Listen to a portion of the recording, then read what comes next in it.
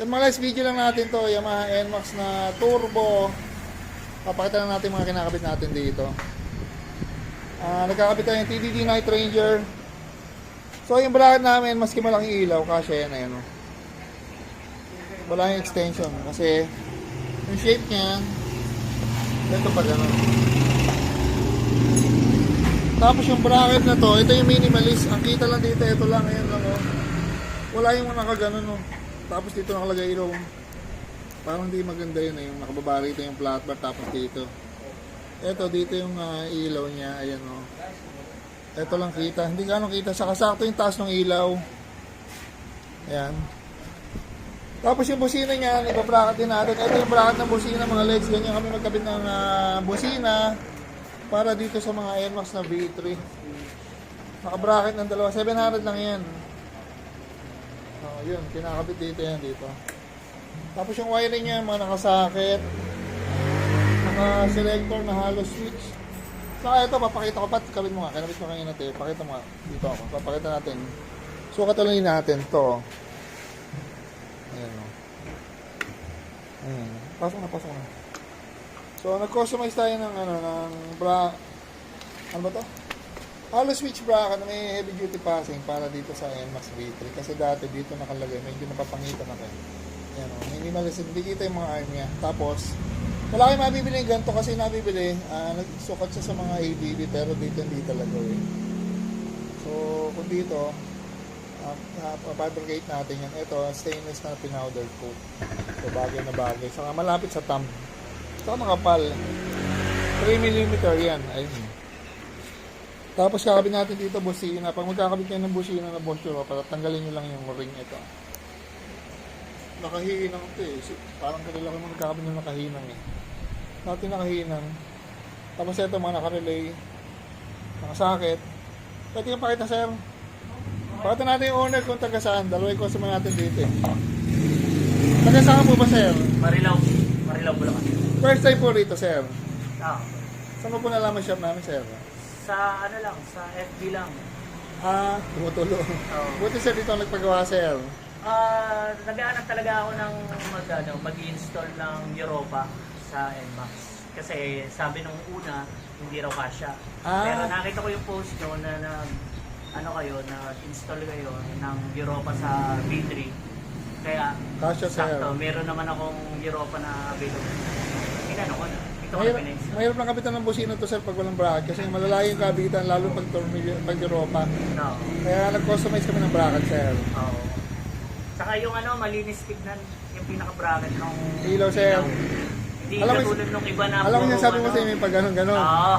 Kalaban namin yun. Oo, yun ang ayoko. Pero nung nakita ko yung yung gawa nyo, sabi ko malinis tignan yan. Yung mga customer ako dala yung bracket na ganun tapos hindi na yung pinapakabit kasi nga mabigat yun sir eh. Sobrang bigat nun kasi na-compare namin.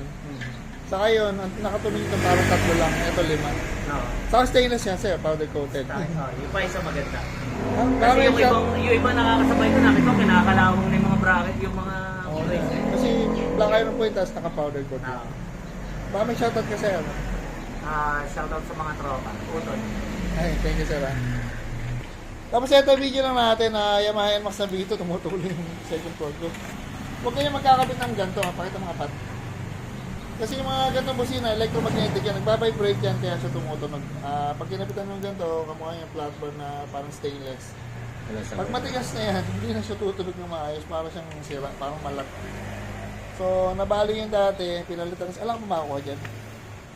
Parang siya yung material sa lagari eh.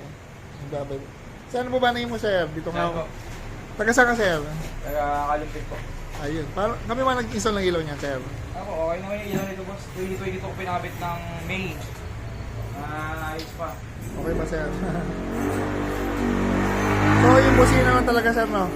Busina lang po yung may tama may yan. Tingnan natin sa kami kami flat bar kasi madalang silang Honda dito sir eh. So, ayan mga les. Dalawang customer. Ngayon ang malis na customer Honda ADB 150. Ayan, thank you. So mga les, video lang natin. Na-install na natin yung Bosch Europa na sir. Makikita nyo man yung Europa. Hindi siya bago pero matibay ito kasi eh. Buo pa rin. Galing sa car ni sir, nilipas sa motor, okay pa rin. Yan, naka-bracket na stainless na powder coated. Dito rin naka-bracket yan. Napakita ko na sa ibang video eh. May bracket kami available dyan sa Shopee. Tapos ito, ang mga naka-bullet terminal para sa switch. Ito yung customize natin na switch bracket eh. Stainless yan na 304 tapos nakatunog yung rito. Ano ba? Ayun pala. Para malapit sa tab, malapit din sa makontrol lahat. Ayan, babalutan ng pat. Tapos yung bracket natin, nakakabit na rin. Nakayuko pala yung ilaw, tapos iikot na lang mamaya. Ayan. Kung gusto nyo yung gatong setup, yung bracket, gawa namin yan. Bracket ng horn, bracket ng ilaw. Bracket ng switch, dito lahat yan gawa natin. Stainless na powder coated. Tapos yung buong wiring yan, cutting nose splicing ng electrical tape. Yung mga kinabit natin dito, mga bracket, pwede nating pa-ship yan. Pwede yung order rin para pag dumating sa inyo, plug and play na, hindi na kayo kailangan mag-cut. So, yan yung mga ginagawa natin pa sa mga client natin ng taga Mindanao. So, yan mga LEDs, bubunikahan nito tapos okay na. Yan, final demo na tayo mga LEDs. Daan na tayo rito. Yamaha NMAX V3 na TechMax. So yan, nakikabit na natin yung AES na parang TDD Night Ranger to. Tapos yung busina nito, Bosch Europa, businahin muna natin pat. Napaka-solid ng Europa. Tagal na siguro niyan, sir, na po? May 1 year na yun lang. Saan galing sa kaya? Sa kotse, Mga 1 year na higit pa lang pala sa kotse.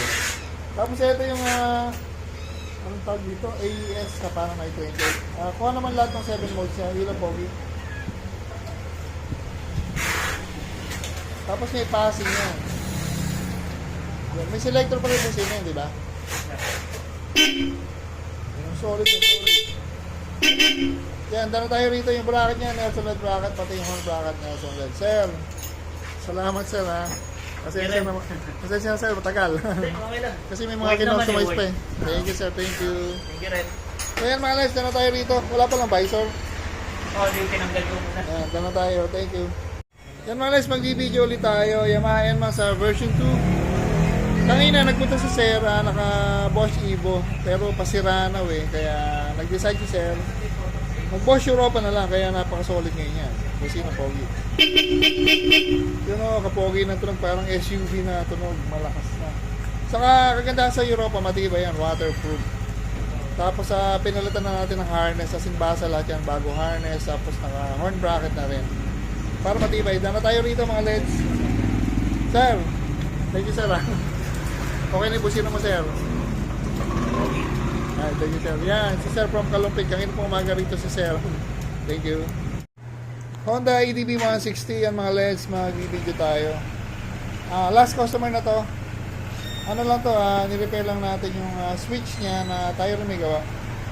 Pagka nakaganto yung ilaw, kung gamit niyang switch is hollow switch, common na nasisira kasi yung pagka medyo matagal-tagal na. Medyo madaling masira siya pagka matagal din naman pala. Nag-i-stack up yung switch. Tapos yung passing niya, kinabitan natin ng heavy duty na passing. Pailaw nga pogi. Iwanag pa din oh. Kami nag-install yan. Yan, may passing. Pakita na natin yung passing. Saka yung switch. Ito, customize namin yan. Nakatumilo rito. Ito yung tatlong halo. Ito, bumibigay talaga to. Ito yung passing niya. Ayan mga guys. Dala tayo rito.